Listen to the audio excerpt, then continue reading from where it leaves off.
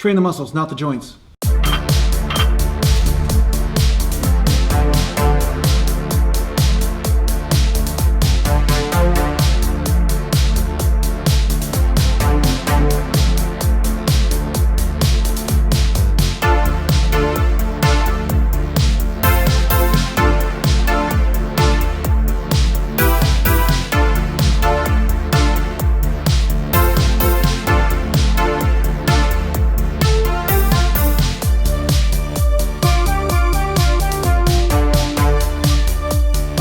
Welcome back to Natural Gallant Bodybuilding, and today I'm going to talk to you a little bit about a study that was forwarded to me by my brother on the internet, and it validated basically what I've been saying about squats and performance and range of motion and so forth. So I'm going to get to that just in a little bit. Let's see what this feels like here.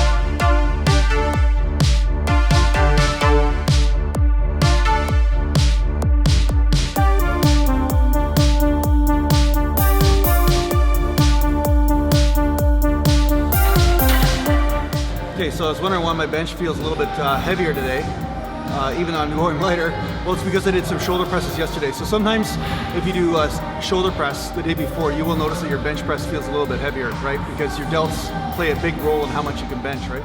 So first of all, each one of you is conducting a study on a daily basis. It's your own personal study, you have your own experiences and your own findings from this study. So I believe that first and foremost, and I honor that first and foremost. So what I'm gonna say to you right now isn't saying that my way is the only way, but what I'm trying to say to you is that most people were looking at me on the internet like I was some sort of alien, like what I was doing was impossible. Jason, you have to squat ass to the grass, otherwise you're gonna kill your own sports performance. Or if you don't squat ass to the grass, you're gonna increase your injuries. You know, all this kind of bull that was basically being perpetuated on the internet. What I'm gonna say to you is that there was a study, and if you wanna see it, you can go onto the Facebook group. They took 28 trained male college athletes and split them into 3 groups. Before beginning the study, each athlete's full squat, half squat, and quarter squat, and 40-yard dash time and vertical jump were tested. Now, the interesting thing is that if you ask most people in the fitness industry right now, as far as sports performance, will a quarter squat, half squat, or full squat lead to greater performance? Most of them will say a full squat will most definitely lead to greater performance.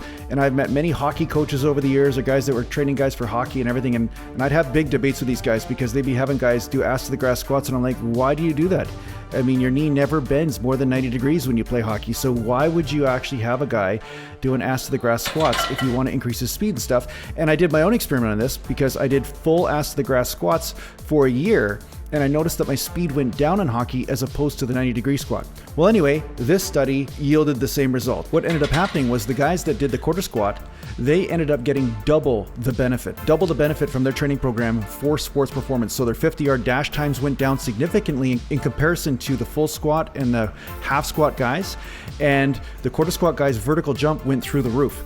So this just goes to show that it's about training the right range of motion for a particular movement. So if you only need to bend the knees 30 degrees or need to bend the knees 90 degrees, then that is what you train. You don't necessarily train full squat just for the sake of full squat. Now that said, it doesn't mean there isn't a benefit to full squats in other ways. So I'm by no means saying to you guys, if you're full squatting and you're getting benefit from this, to stop. But what I'm saying to you is that there was a huge argument on the internet talking to me and saying that I'm an idiot because sports performance cannot happen unless you do a full range of motion.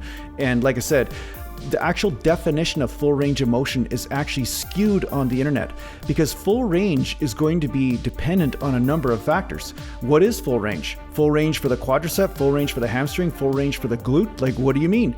Because when I was doing full range squats, like ass to the grass type squats, I was getting some awesome glute development, but my quads weren't getting any better development. My medialis was getting great development by the knee, but not my actual belly of my quadricep because a lot of those muscles were getting hit part of the way down, but then once I went right down into the hole, then other muscles were taking over altogether, and I was no longer overloading the main muscles that I wanted to overload.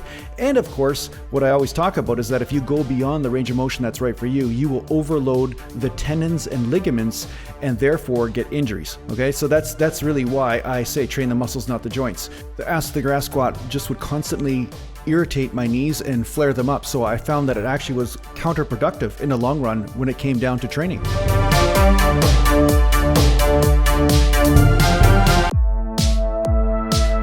So a guy named Derek in a Facebook group was saying, hey Jason, well, how do beginners know the difference? How do they know the difference?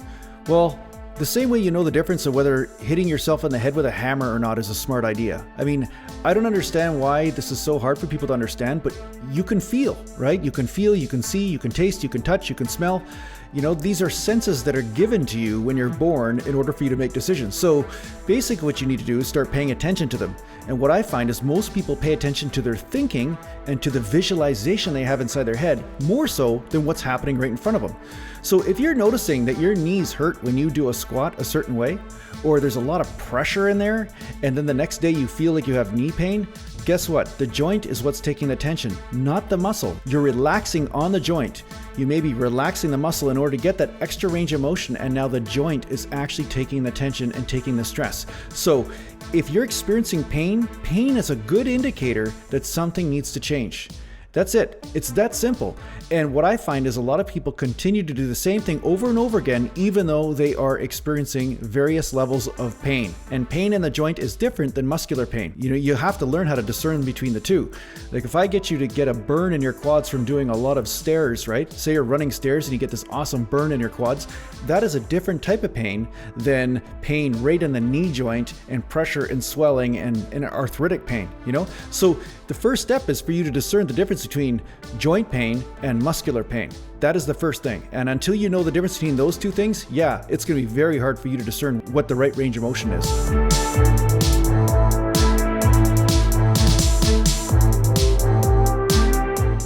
On that note, this brings something else to mind, which is extremely important for your bodybuilding results and gains, okay? And this is something that's underestimated by most people, and that's having an open mind. Because as I was speaking to a guy today named Vojan on the Facebook group, he was talking about how he makes new discoveries all the time, and I also still make new discoveries about what's going on with my body. And there's a couple reasons for this. Your body is constantly changing. You know, not only are you getting older, but sometimes your body adapts in certain ways from the training you have put it through, which allows it then to adapt to a different type of training. It's kind of like a staircase.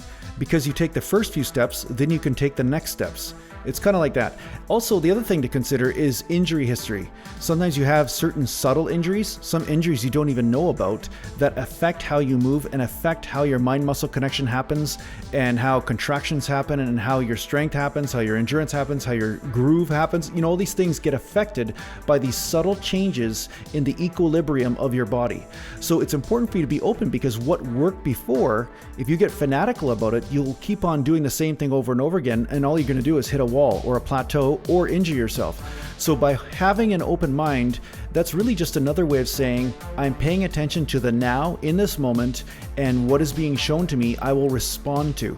So responding in every moment is the most important thing, not getting stuck in one way of doing something or not. And I find a lot of people have so much fear governing them, they get stuck in being fanatical about something because they're so worried or so afraid that what they're doing is not going to work.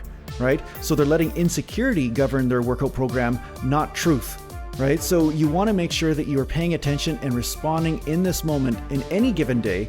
And that is what's going to lead you to the greatest bodybuilding gains ever seen on this planet. Okay? So I hope this video helped you out a little bit. And thanks a lot for watching. And if you need to get a hold of me, just go to naturalgallantbodybuilding.com. And thanks a lot to those guys out there that are supporting me on Patreon. And if you guys want to support on Patreon, just make sure you go down to the link down below and go to my Patreon page. You can support this channel and I can make more content for you. And take care for now.